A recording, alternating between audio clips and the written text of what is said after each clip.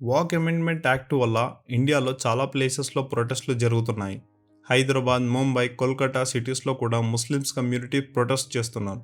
వారు చెప్పడం ఏంటంటే ఈ యాక్ట్ వల్ల వాక్ ప్రాపర్టీస్ మీద గవర్నమెంట్ కంట్రోల్ పెరిగిపోతుందని, రిలీజియస్ ఫ్రీడమ్ అండ్ మైనారిటీ రైట్స్కి థ్రెట్ ఉంటుందని. అసలు వాక్ అంటే ఏంటి? ఒక ముస్లిం వ్యక్తి తన ప్రాపర్టీని రిలీజియస్ కానీ స్పిరిచువల్ పర్పస్ కోసం కానీ డెడికేట్ చేయడం. ఈ ల్యాండ్ మీద సెల్ చేసే అధికారం కానీ ట్రాన్స్ఫర్ చేసే అధికారం కానీ ఉండదు.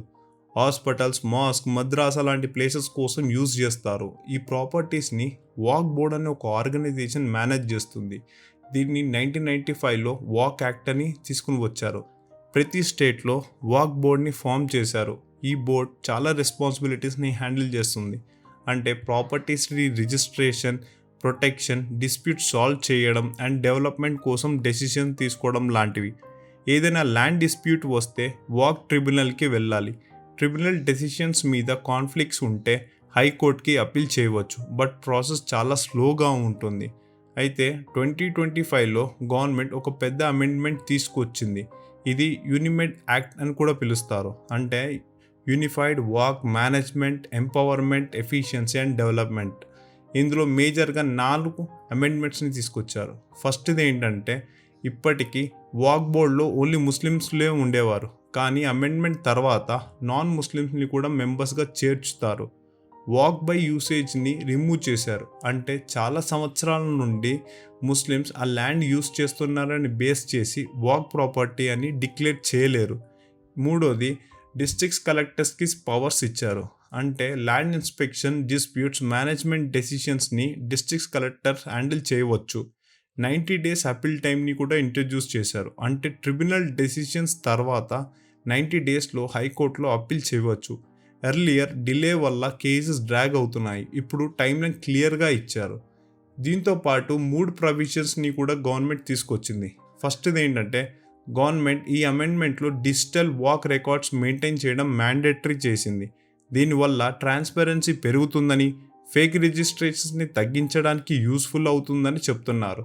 సెకండ్ ఇది ఏంటంటే, వాక్ ల్యాండ్స్ డెవలప్మెంట్కి ఒక సెంట్రల్ అథారిటీని ప్రపోజ్ చేశారు. ఇది commercial projects, hospitals, school develop చేయడానికి హెల్ప్ అవుతుందని చెప్తున్నారు. మూడోది, పెనాల్టీస్ని, ఇల్లీగల్ ఎంక్రోచ్మెంట్ కానీ మిస్యూజ్ చేసిన వాక్ ల్యాండ్ మీద కానీ స్ట్రిక్ట్ యాక్షన్స్ తీసుకుంటారని చెప్తున్నారు. దీంతోపాటు జైల్ టైమ్ అండ్ ఫైన్స్ కూడా ఉంటాయని చెప్తున్నారు.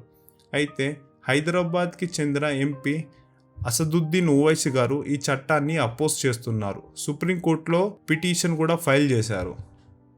వాళ్ళు ఏం చెప్తున్నారంటే, నాన్ ముస్లిమ్స్ బోర్డులో ఉంటే రిలీజియస్ కంట్రోల్ తగ్గుతుందని, ల్యాండ్ డిస్ప్యూట్స్లో మైనారిటీ రైట్స్ ఎఫెక్ట్ అవుతాయని, వాక్ బోర్డ్ అథారిటీ తగ్గుతుందని, మిస్యూస్లు పెరుగుతాయని.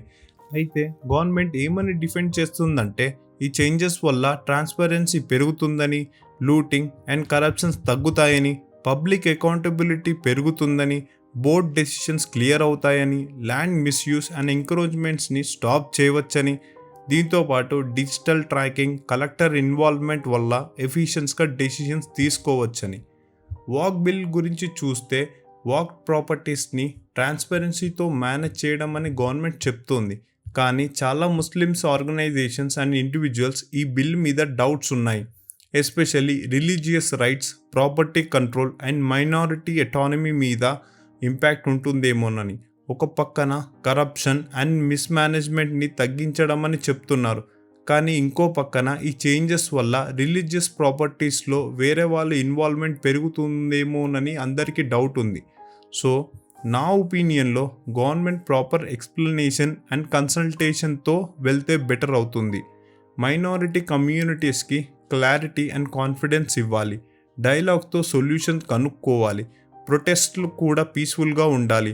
అండ్ గవర్నమెంట్ జెన్యూన్ కన్సర్న్స్ని కన్సిడర్ చేయాలి.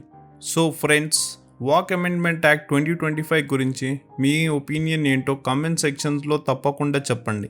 వీడియో నచ్చితే లైక్ చేయండి, సబ్స్క్రైబ్ చేయండి అండ్ షేర్ చేయండి.